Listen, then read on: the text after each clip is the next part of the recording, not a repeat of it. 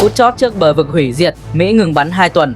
Tên lửa vẫn rền vang khắp Trung Đông bất chấp việc ngừng bắn. Iran 14 triệu người sẵn sàng cho đêm tử chiến. Iran tuyên bố đã thắng lớn với Mỹ. Tổng thống Trump tuyên bố Mỹ chiến thắng hoàn toàn trọn vẹn. Thách thức Mỹ-Iran thành lập lá chắn người. Iran lộ diện vũ khí kép nhân đôi hỏa lực. Iran ra tối hậu thư 20 giờ ngược lại cho Mỹ. Toàn bộ diễn biến và tình tiết sẽ có ngay sau đây. Iran tiếp tục tấn công các quốc gia vùng vịnh trong bối cảnh Mỹ và Iran chưa đưa ra thời gian cụ thể nào về việc lệnh ngừng bắn bắt đầu. Cụ thể, còi báo động vẫn vang lên khắp vùng vịnh và ở Israel khi một số quốc gia ghi nhận các cuộc tấn công tên lửa vào rạng sáng ngày 8 tháng 4 sau khi Tổng thống Donald Trump thông báo Mỹ đã đồng ý với lệnh ngừng bắn 2 tuần với Iran. Cả Kuwait và các tiểu vương quốc Ả Rập Thống Nhất đều thông báo đang nỗ lực đánh chặn các mối đe dọa từ máy bay không người lái và tên lửa. Ngoài ra, DAT cũng cho biết Iran vẫn tiếp tục bắn tên lửa vào Israel. Ngược lại, Israel nói với báo Times of Israel rằng không quân nước này vẫn tiếp tục tiến hành các cuộc tấn công vào Iran bất chấp tuyên bố ngừng bắn của Tổng thống Donald Trump. Tổng thống Trump nói Mỹ có thể xóa sổ Iran, lấy dầu và thu phí qua Hormuz. Chiều ngày 6 tháng 4, Tổng thống Mỹ Donald Trump tuyên bố hạn chót để Iran đạt thỏa thuận ngừng bắn là 20 giờ ngày 7 tháng 4 giờ Mỹ. Ông cảnh báo nếu quá hạn, quân đội Mỹ sẽ phá hủy toàn bộ hệ thống cầu đường và nhà máy điện của Iran trong vòng 4 giờ, đưa quốc gia này trở về thời kỳ đồ đá. Ông thừa nhận Mỹ đang xem xét thu phí tàu thuyền qua tuyến hàng hải này. Ông Trump khẳng định chiến lợi phẩm thuộc về người chiến thắng. Tổng thống Mỹ muốn chiếm giữ dầu thô Iran để bù đắp chi phí quân sự, đồng thời chỉ trích việc Mỹ từng giúp các nước bại trận tái thiết trong lịch sử là sai lầm lớn.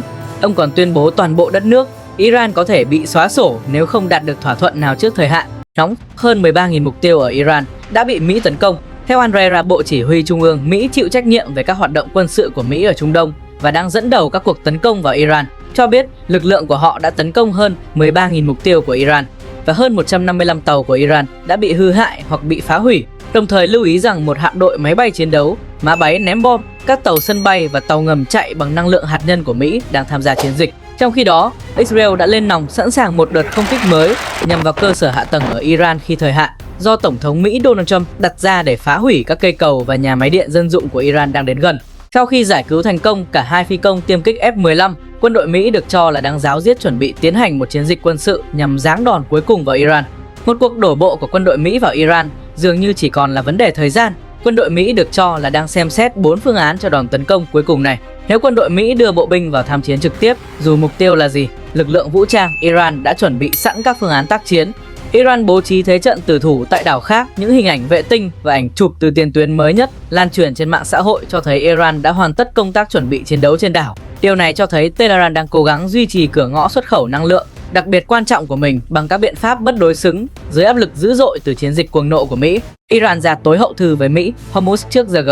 Ông Mahdi Mohammadi, cố vấn cấp cao của Chủ tịch Quốc hội Iran, đã đáp trả tuyên bố của Tổng thống Mỹ Donald Trump về việc đưa Iran trở về thời kỳ đồ đá. Trên mạng xã hội X, ông Mohammadi viết, nếu Tổng thống Trump và các đồng minh của ông không nhượng bộ trong vòng 20 giờ, Iran sẽ đưa họ trở lại thời kỳ đồ đá. Tình hình thực tế là ông Trump chỉ còn khoảng 20 giờ để nhượng bộ Iran, nếu không các đồng minh của ông sẽ quay trở lại thời kỳ đồ đá. Chúng tôi sẽ không lùi bước.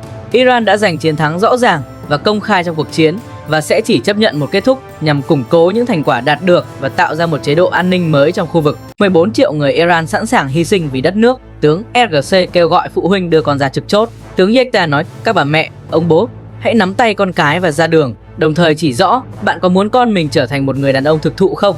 Hãy để chúng cảm nhận như một anh hùng đứng ngay giữa chiến trường. Các bà mẹ, ông bố, ban đêm hãy đưa con ra trực chốt, chúng sẽ trở thành đàn ông.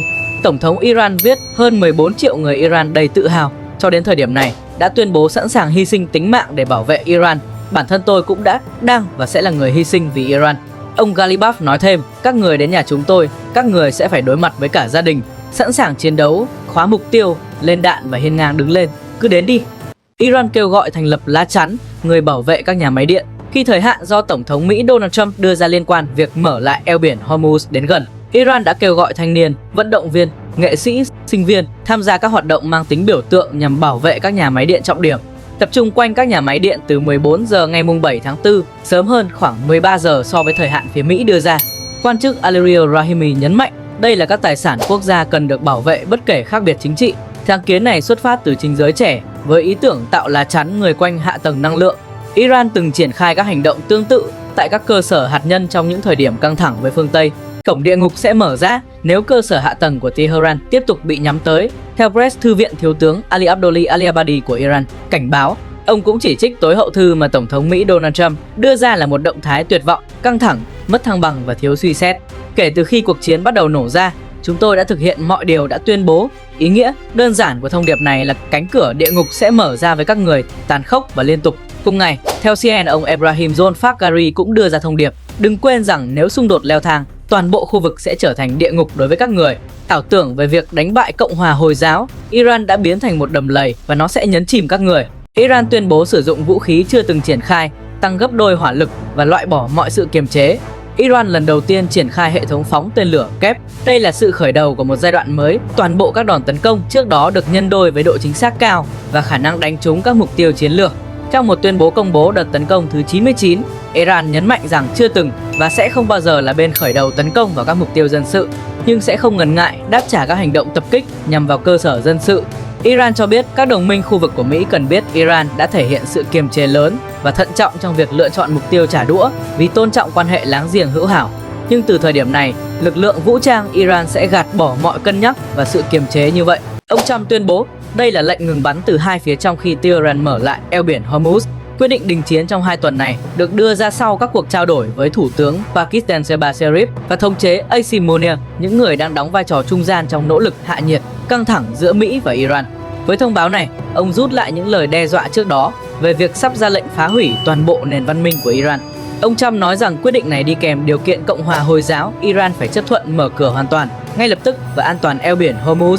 Trong một tuyên bố riêng, Bộ trưởng Ngoại giao Iran Abbas Araghchi cũng cho biết tàu thuyền sẽ có thể đi qua eo biển Hormuz an toàn trong 2 tuần tới, với sự phối hợp của lực lượng vũ trang Iran và có tính đến các hạn chế về mặt kỹ thuật. Iran tuyên bố đã thắng Mỹ và buộc Washington phải chấp nhận đề xuất của Tehran. Ngày 8 tháng 4, đài Press TV của Iran đưa tin Iran tuyên bố đã giáng thất bại nặng nề và mang tính lịch sử lên Mỹ cũng như Israel sau 40 ngày xung đột, đồng thời thông báo rằng Washington đã buộc phải chấp nhận đề xuất 10 điểm của Iran, bao gồm ngừng bắn vĩnh viễn, dỡ bỏ toàn bộ lệnh trừng phạt và rút lực lượng chiến đấu Mỹ khỏi khu vực. Trong tuyên bố trước toàn quốc, Hội đồng An ninh Quốc gia tối cao Iran nói rằng kẻ thù đã phải chịu thất bại không thể chối cãi và giờ đây không còn con đường nào khác ngoài việc khuất phục trước ý chí của đất nước Iran vĩ đại và trục kháng chiến đáng kính. Iran đã giành được chiến thắng to lớn và buộc Mỹ phải chấp nhận đề xuất 10 điểm. Mỹ ngừng tấn công Iran 2 tuần để mở đường cho giải pháp ngoại giao nhằm chấm dứt xung đột hoàn toàn. Trả lời phỏng vấn AFP, ông Trump tuyên bố Mỹ đã giành được một chiến thắng tổng lực và hoàn toàn 100%, không có gì phải bàn cãi về điều đó. Vấn đề uranium, điều đó sẽ được xử lý một cách hoàn hảo, nếu không tôi đã không đồng ý dàn xếp. Thư ký báo chí Nhà Trắng Caroline Leavitt gọi lệnh ngừng bắn là một chiến thắng cho Mỹ. Chúng ta đã đạt được và vượt các mục tiêu quân sự cốt lõi, tạo ra đòn bẩy tối đa cho các cuộc đàm phán cứng rắn, tạo ra một lối đi cho ngoại giao và hòa bình lâu dài. Tổng thống Trump đã giúp eo biển Hormuz được mở cửa trở lại. Trong khi đó, Iran cũng tuyên bố giành được thắng lợi lớn và buộc Mỹ phải chấp nhận kế hoạch 10 điểm nhằm chấm dứt xung đột. Israel tiếp tục tấn công Iran. Các nguồn tin ban đầu nói rằng Israel cũng là một phần trong thỏa thuận ngừng bắn 2 tuần với Iran. Tuy nhiên, một người phát ngôn quân đội Israel tuyên bố họ vẫn đang tiếp tục tấn công Iran. Thủ tướng Israel Benjamin Netanyahu đã đưa ra một tuyên bố hoan nghênh lệnh ngừng bắn giữa Mỹ và Iran. Tuyên bố đồng thời nhấn mạnh rằng thỏa thuận này không bao gồm Liban, bất chấp những khẳng định ngược lại từ các nhà đàm phán trung gian Pakistan. Văn phòng Thủ tướng Israel cho biết Israel ủng hộ quyết định của Tổng thống Trump về việc tạm dừng các cuộc không kích chống lại Iran 2 tuần, với điều kiện Iran phải lập tức mở cửa eo biển và chấm dứt mọi cuộc tấn công nhằm vào Mỹ, Israel và các quốc gia trong khu vực. Tuyên bố nêu rõ Israel cũng ủng hộ nỗ lực của Mỹ nhằm đảm bảo rằng Iran không còn gây ra mối đe dọa về hạt nhân, tên lửa và khủng bố đối với Mỹ, Israel, các nước láng giềng và thế giới.